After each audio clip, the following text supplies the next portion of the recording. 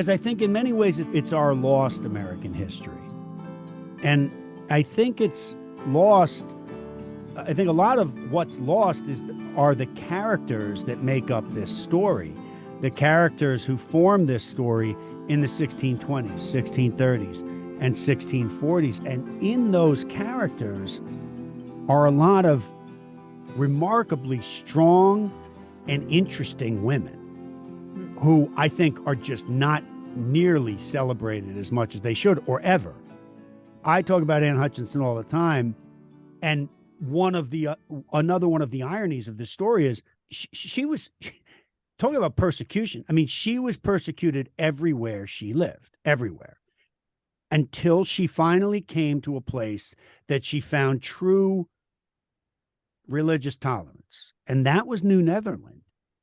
Yet she met an untimely, tragic, violent death about a year later, once she found that utopia of sorts.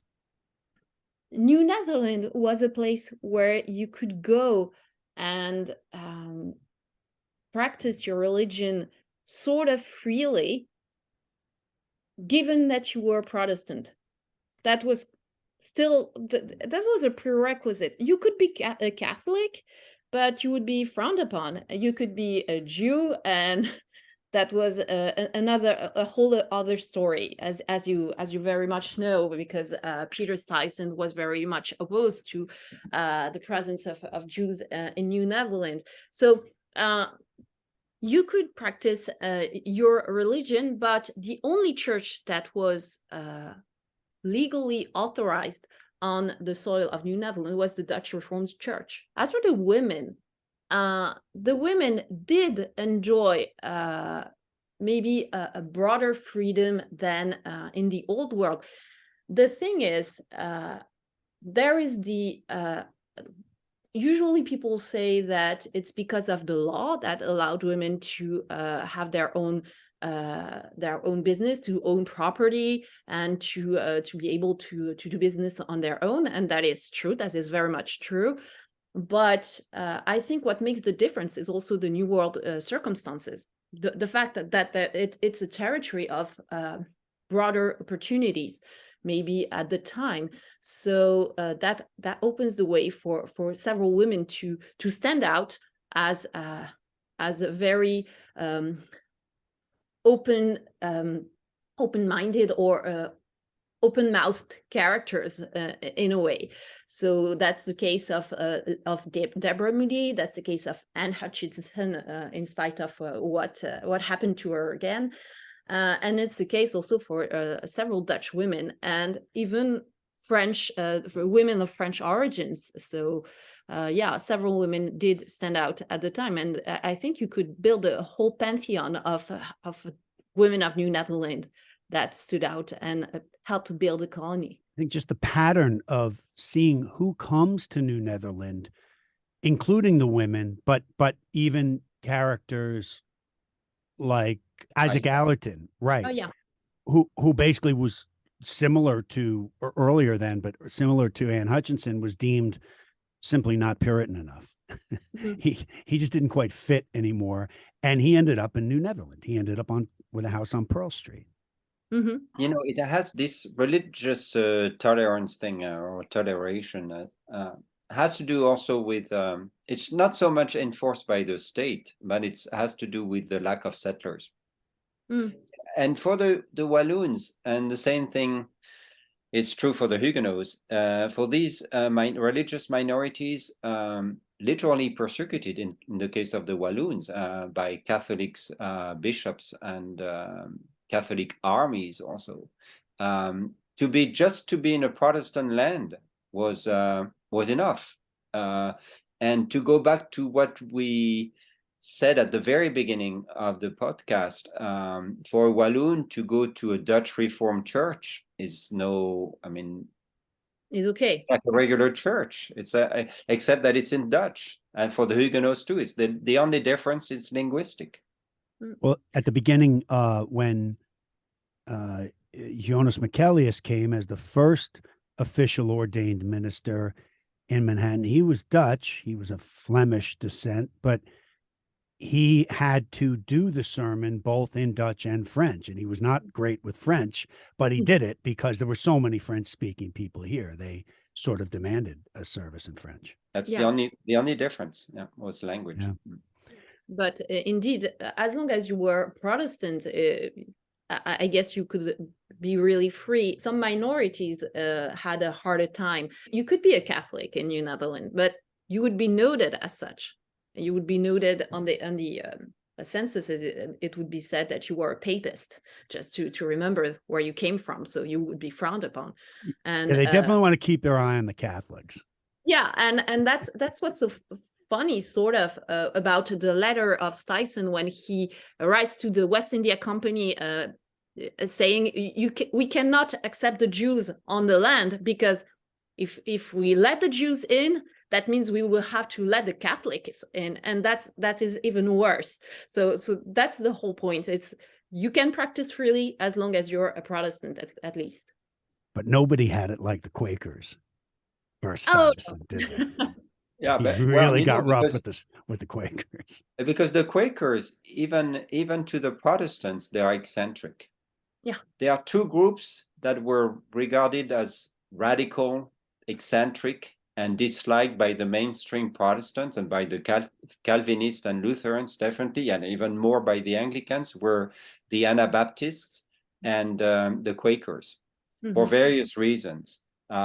Even we mentioned Luther, Martin Luther, at the beginning of the podcast. Luther, he was definitely against the Anabaptists, condemning them, and even pushing for hard repression and persecution against them in the 1520s. So the Quakers, they were seen as marginal, eccentric, different. For the Protestant, they were not Protestants. They were either in something else. They were not seen as Protestants by the Protestants. Yeah, exactly. Because you had you had the Anglicans, the Lutherans, and then the variety of Calvinists, and then they were something else. Right. The Reformed Protestants and the Walloons who were in New Netherland were not looking at the Quakers as, oh yes, they're part of our overall sect. No, they were very different. And they came much later. We're talking 1650s at that point, again, during Stuyvesant's time. I think it's interesting also that during Kieft's time, Kieft himself, in spite of being like a disastrous governor of the colony, exercised great tolerance and freedom to people like Deborah Moody, who couldn't find it up in Massachusetts, and like Anne Hutchinson. He was the one who granted these people land. He also granted freedom, well, so-called half freedom, to certain blacks and indentured servants in Manhattan. And he was the first one to do that as well. Yeah, Kieft was he died as a hated governor, but indeed he proved to be, on the religious front, he proved to be much more tolerant than Stuyvesant. Stuyvesant was not tolerant at all. Is it because he was open-minded, or is it because he was pragmatic? Bertrand mentioned also the lack of people to occupy the land, to make it grow, and there's also that to take into account, to consider Kieft's decisions. Also, that this is a means to make sure that the land is settled, is occupied properly. Maybe that's also something to take into account, and take into account that it was just a half freedom, because the former enslaved still had to perform tasks for the West India Company, and their children would be born into slavery. Right. It wasn't perfect. You're very right that they were placed up in what is today essentially the West Village, which was well beyond the limits of the city or the village of New Amsterdam at that time. And they were put there partially to potentially sound an alarm if and when there was any kind of invasion from either hostile Native Americans or English, which was which was always a possibility, pretty much the entire existence of New Netherland. Yeah, New Netherland was always at risk of, the two main threats that New Netherland faced were indeed that the relations with the Native Americans living there were not always very good for obvious reasons, and also the presence of the British, of the English. As Bertrand said, there was a plan for settlement by the English that went up until the Hudson River. So the New Netherland was really a glitch in that whole plan. So that made it a constant threat for the Dutch there.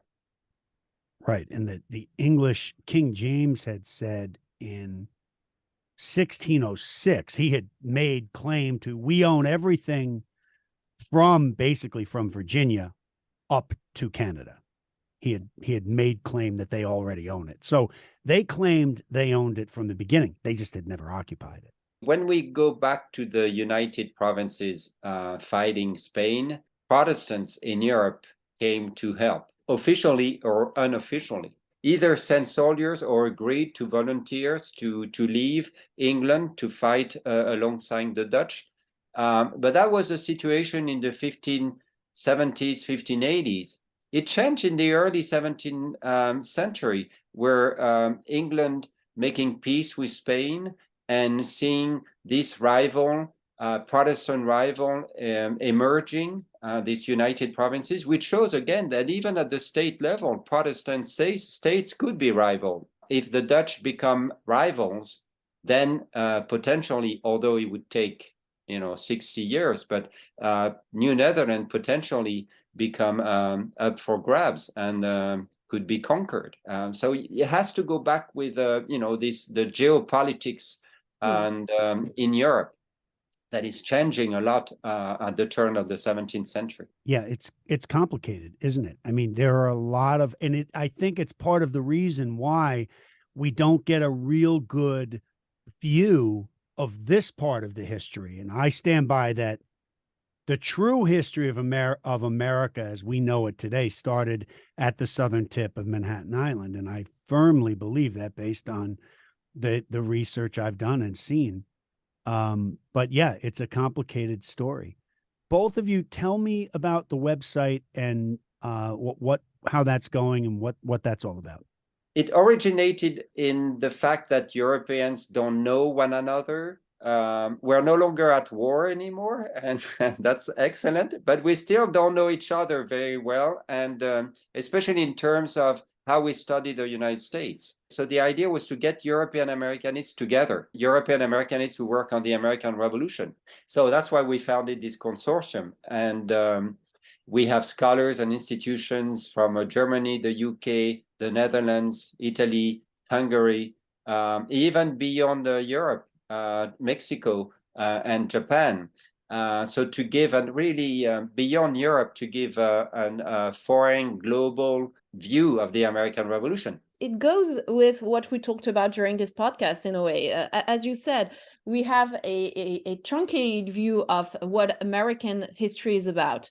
We have a truncated view that sees American history as mainly English speaking, and the idea was to promote another way of doing American history, of doing the history of the American Revolution and beyond, and even before, just to see the varied roots of the United States. You can subscribe to our newsletter by sending an email to America 2026 in Europe @gmail.com. Incredibly valuable to give history without any political slant. And I commend you both for doing that. The website is america2026.eu. america2026.eu. Well, Virginie, it's hard to imagine anyone being able to actually add to the wealth of information that this gentleman offers. But alas, you have done that quite well today, and I thank you for joining us. Thank you for having me. This story is valuable. I believe that in my heart and soul, and that this story is incredibly important. And though this story is and has been in many ways lost, I give great thanks to great scholars and archivists and writers like you both who are responsible for changing that right now. You two and I are hereby now co-conspirators in this holy pursuit of making history cool. And I thank you both so much for lending your time, spirit, and insight to us to help shed light on this remarkable history. Merci à vous tous les deux. Merci beaucoup. Thank you very much for both being here. Au revoir. Au revoir. Highland Voices is a production of Chance Kelly, Inc. and may not be reproduced or re-exhibited in any manner in whole or in part without authorization. Thank you.